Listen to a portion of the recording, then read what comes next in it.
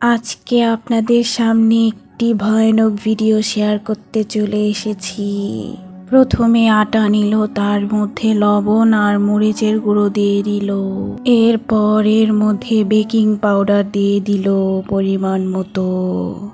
এরপর আমু ভেজা হাত দিয়েই সব কিছু একসাথে মিক্স করা শুরু করে দিল।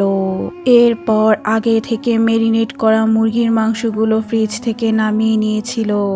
তো এর মধ্যে হচ্ছে গরম মশলা এবং ডিম এবং লবণ, তারপর হলুদের গুঁড়ো, মরিচের গুঁড়ো, আদা রসুনের পেস্ট সব কিছু দিয়ে একসাথে ম্যারিনেট করে রেখে দিয়েছিল প্রায় 3 ঘন্টার জন্য। তারপর আবারও একটু নেড়ে চেড়ে এই মাংসগুলো একে একে সেই মিক্স করা আটার বা ময়দার গোলার মধ্যে হচ্ছে মিক্স করতে হবে। প্রথমবার মিক্স করে হলো একটি বল নিয়ে তার ভিতরে হচ্ছে পানি নিয়ে তার মধ্যে চুবিয়ে রাখতে হবে প্রায় 2-3 মিনিটের মতো। এভাবে এক এক করে সবগুলো মাংস প্রথম কোট করে হচ্ছে সেই পানির মধ্যে চুবিয়ে রাখবে। তারপর ভিজিয়ে রাখা প্রথম কোট করা মাংসগুলো আবার নিয়ে আবার সেই ময়দার মিশ্রণে দিয়ে ইচ্ছা মতন ডলে ডলে মাংসের গায়ে মিশ্রণটি লাগাতে হবে, যেন উপরে একটি শক্ত আবরণ তৈরি হয়। আর পাশাপাশি একটি চুলায় কড়াই বসিয়ে তার মধ্যে তেল ঢালতে হবে। এরপর তেলটা সামান্য গরম হয়ে এলে এর মধ্যে ম্যারিনেট করা মুরগিগুলো দিয়ে দিতে হবে, যেন মুরগির মাংসগুলো ভালো মতন সেদ্ধ হয়। এরপর পাতিলে যত জায়গা আছে সবগুলো মুরগির মাংস দিয়ে ভরাট করে দিতে হবে, একটি জায়গাও যেন খালি না থাকে।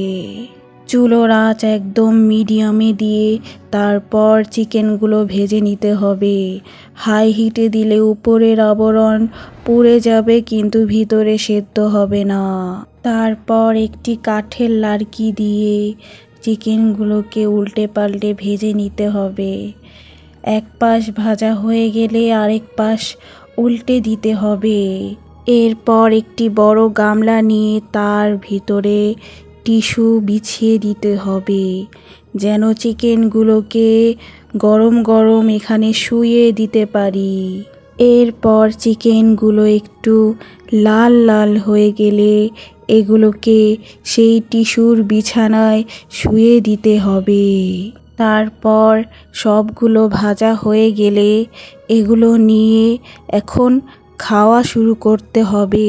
খাওয়ার লোভ সামলাতে না পেরে আমি তাড়াতাড়ি করে একটি প্লেটে কতগুলো তুলে নিলাম এবং সস দিয়ে খাওয়া শুরু করে দিলাম।